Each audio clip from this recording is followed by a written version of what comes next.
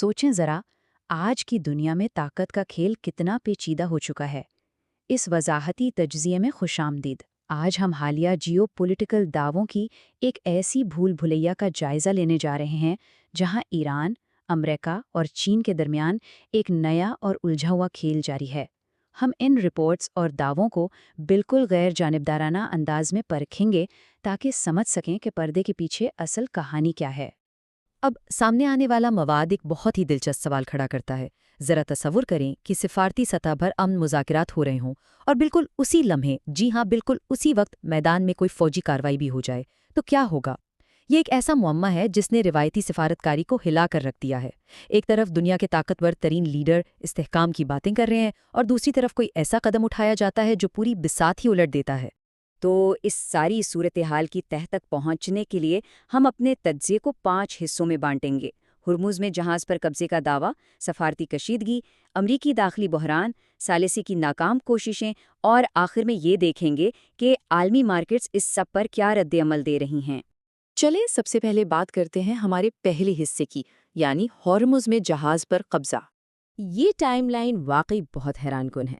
ज़राए के मुताबिक एक तरफ अमरीकी और चीनी सदर मुज़ाकरात की मेज़ पर बैठते हैं और ऐन उसी लम्हे हुर्मुज़ में एक जहाज़ पर मुबैना कब्जे की खबर अमरीकी मुज़ाकरातकारों तक पहुंचती है।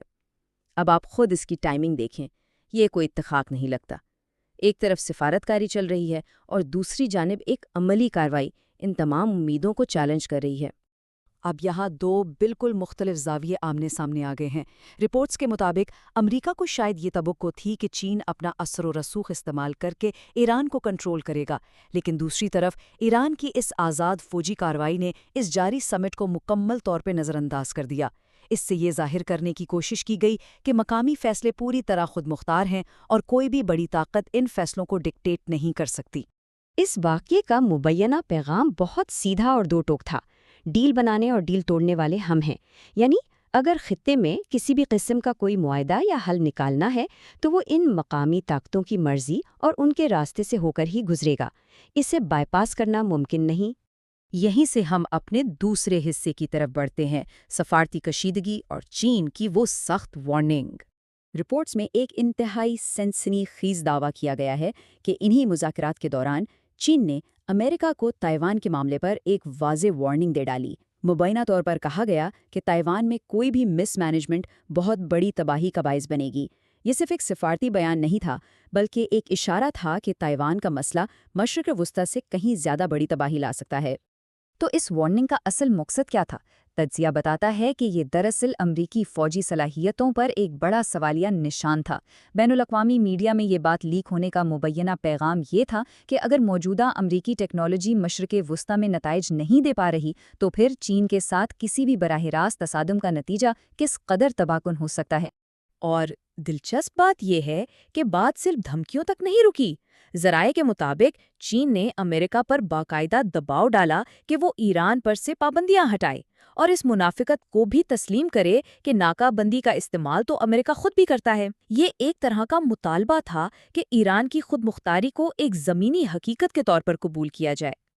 अब ज़रा तस्वीर का रुख बदलते हैं और अपने तीसरे हिस्से पर आते हैं, जो कि अमरीकी दाखिली बहरान के हवाले से है।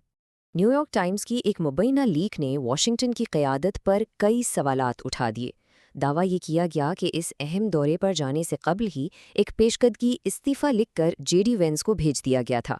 अब अगर ये सच है तो ये अंदरूनी सियासी अदम इस्तेहकाम की एक बहुत संगीन तस्वीर पेश करता है। कहा जाता है कि ये ख़त दरअसल एक हंगामी मंसूबा था कि अगर इंतज़ामिया दबाव में गिर जाए तो इक़्तिदार कैसे मुंतकिल होगा।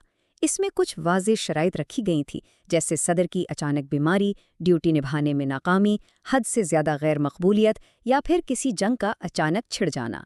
मकसद था कि किसी भी बहरान की सूरत में बैकअप तैयार हो। इन रिपोर्ट से इंतज़ामिया के अंदरूनी इख्तिलाफ़ात भी खुलकर सामने आते हैं।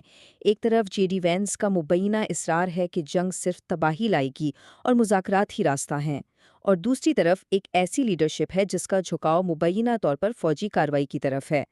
ज़ाहिरी बात है, जब अंदरूनी पॉलिसियों में इतनी कशमकश हो तो उसका असर बैरूनी फ़ैसलों पर भी पड़ता है। चलें आगे बढ़ते हैं चौथे हिस्से की जानिब, بین الاقوامی تھالسی کی وہ کوششیں جو ناکام ہو گئیں۔ حالات کو ٹھنڈا کرنے کے لیے تیسرے فریق کی کوششوں کا ذکر بھی ملتا ہے۔ دعویٰ ہے کہ پاکستان نے ثالثی کی ایک اہم کوشش کی اور ایران کو ایک 10 نکاتی پلان بھی پیش کیا، لیکن مبینہ طور پر عین وقت پر امریکہ اس معاہدے سے پیچھے ہٹ گیا اور یہ پوری سفارتی کوشش وہیں دم توڑ گئی۔ اب اس ناکامی کا نتیجہ کیا نکلا؟ ذرائع بتاتے ہیں کہ روایتی ثالثوں کی اس ناکامی کے بعد اب مستقبل میں امریکہ اور ایران کے درمیان ہونے والے کسی بھی مذاکرات کے لیے روایتی اتحادوں کو بائی پاس کیا جائے گا۔ اشارہ یہ ہے کہ اب ثالثی کی یہ میز مکمل طور پر چین کی میزبانی میں منتقل ہو سکتی ہے، جو کہ سفارتی سطح پر ایک بہت بڑی تبدیلی ہے۔ اور آخر میں ہم آتے ہیں اپنے 5ویں حصے پر۔ اس سب پر عالمی مارکیٹ کا کیا رد عمل آ رہا ہے؟ صفر۔ جی ہاں، بالکل صفر۔ حیران کن ہے نا؟ ذرائع کے مطابق حالیہ امریکی دھمکیوں پر بین الاقوامی فوریکس اور اسٹاک مارکیٹس کا رد عمل بالکل صفر رہا ہے۔ پہلے کبھی ایسا ہوتا تھا کہ واشنگٹن سے ذرا سی بھی جنگ کی بات نکلتی تو مارکیٹس کریش کر جاتی، لیکن اب سرمایہ کاروں نے ان دھمکیوں کو مکمل طور پر نظر انداز کر دیا ہے۔ تو اس کا مطلب کیا ہے؟ تجزیہ اس نتیجے پر پہنچتا ہے کہ مارکیٹ کی یہ بے حسی دراصل امریکی اثر و رسوخ میں کمی کی ایک بہت بڑی علامت ہے۔ جب مالیاتی دنیا آپ کو نظر انداز کرنے لگے تو اس کا مطلب ہے کہ آپ کے جیو پولیٹیکل آپشنز محدود ہو چکے ہیں۔ اب روایتی طاقتوں کو 2 ہی راستوں میں سے کسی ایک کا انتخاب کرنا ہوگا، یا تو بدلتے حالات سے سمجھوتا کریں یا ایک ایسے تصادم میں کودیں جسے جیتنا ناممکن ہو۔ تو جیسا کہ ہم نے دیکھا، یہ تمام دعوے اور واقعات مل کر عالمی اتحادوں کی ایک بالکل نئی شکل تراش رہے ہیں۔ اس سب کو سمجھنے کے بعد ایک بہت ہی اہم سوال پیدا ہوتا ہے۔ اگر واقعی روایتی طاقتیں اپنا اثر و رسوخ کھو رہی ہیں، تو پھر اس آنے والے نئے عالمی دور کے اصول آخر کون لکھے گا؟ کیا ہم سفارتکاری کی دنیا کو ہمیشہ کے لیے بدلتا ہوا دیکھ رہے ہیں؟ سوچنے کی بات ہے نا؟ آج کے اس وضاحتی تجزیے میں ہمارے ساتھ رہنے کا بہت شکریہ۔